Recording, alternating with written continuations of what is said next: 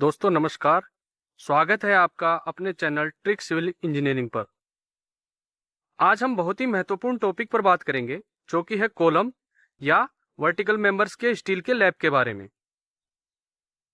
Column, wall या कोई भी अन्य स्ट्रक्चरल वर्टिकल मेंबर जो ऊपर जाना हो, उनके केस में कभी भी यह स्थिति नहीं बननी चाहिए कि सभी वर्टिकल बार, सभी सरिये एक ही जगह पे कट हो रहे हों, एक ही जगह पे टर्मिनेट हो रहे हों। बहुत ही कॉमन हमें यह देखने को मिल जाता है कि सरिये एक ही लेवल पर खत्म कर दिए जाते हैं, जैसा कि इस वीडियो में आपको दिखाई दे रहा है स्क्रीन पर कि ये सभी जो है सरिये एक जगह खत्म कर दिए गए हैं। दोस्तों, ऐसा करने के दो कारण हो सकते हैं। देखिए, पहला कारण है कि काम खत्म करने की जल्दबाजी, वह चाहे ओनर के द्वारा हो सकती है या वर्कर या कॉन्ट्रैक्टर के द्वारा हो सकती है। दूसरा कारण है जानकारी का अभाव। तो पहले पॉइंट पर अगर बात करें तो देखिए, उसमें आप ही को काम करना पड़ेगा, ओनर को काम करना पड़ेगा, वर्कर को काम करना पड़ेगा, कॉन्ट्रैक्टर को काम करना पड़ेगा। थोड़े से समय बचाने के चक्कर में, थोड़ी सी जल्दबाजी करने के चक्कर में हम अपने मकान के स्ट्रक्चर के साथ खिलवाड़ बिल्कुल ना करें। तो तुरंत प्रभाव से इस चीज को हमें एलिमिनेट करना होगा, इस चीज से हमें बचना होगा। दूसरा पॉइंट है कि जानकारी का अभाव। इसको दूर करने की जिम्मेदारी आपकी मैं लेता हूं। मेरा ये वीडियो आप पूरा देखने के बाद निश्चित तौर पर यह समझ पाएंगे कि कॉलम में, स्टील में हमें लैप कहां देना चाहिए और कहां हमें नहीं देना चाहिए। तो चलिए वीडियो की तरफ आगे बढ़ते हैं। मैं आपको एक कॉलम जो कि कास्ट हो चुका है उसका उदाहरण देते हुए आपको बताऊंगा कि कॉलम में स्टील में लैप कहां दिया जाना चाहिए। कॉलम में स्टील के लैब की लोकेशन निकालने के लिए मैं स्टेप बाय स्टेप आपको प्रोसीजर बताता हूं, उस तरीके से फॉलो कीजिएगा।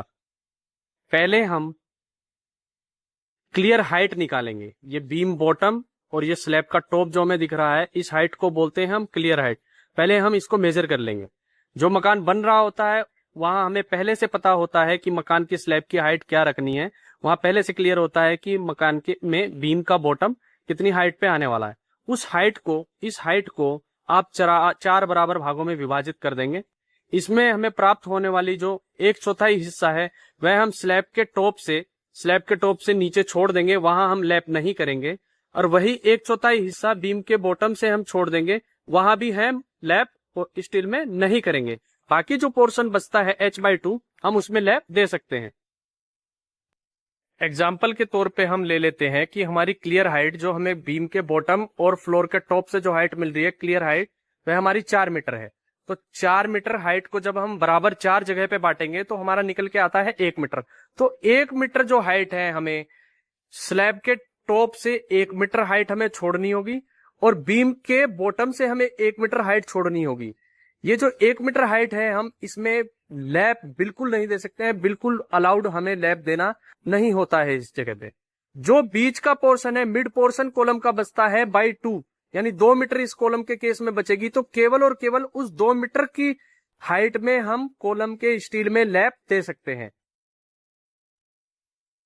कॉलम में लैप देते समय हमें इन बातों का ध्यान रखना चाहिए कि लैप मैक्सिमम एक पॉइंट पर 50% ही दिया जा सकता है, यानी कि स्टैगर्ड मैनर में होना चाहिए। और आसान भाषा में बात करूं तो मैं बार्स एक छोटा एक बड़ा, एक छोटा एक बड़ा, इस पैटर्न में चलना चाहिए।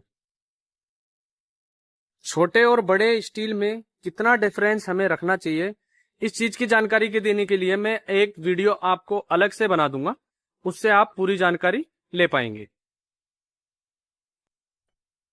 तो ऐसी ही यूजफुल जानकारी समय समय पर प्राप्त करने के लिए मेरे चैनल ट्रिक सिविल इंजीनियरिंग को फॉलो कर लेना। तो चलिए, मुझे इजाजत दीजिए। मिलते हैं अपने नेक्स्ट वीडियो में, जिसमें लेकर आएंगे एक बहुत ही इंटरेस्टिंग सा टॉपिक।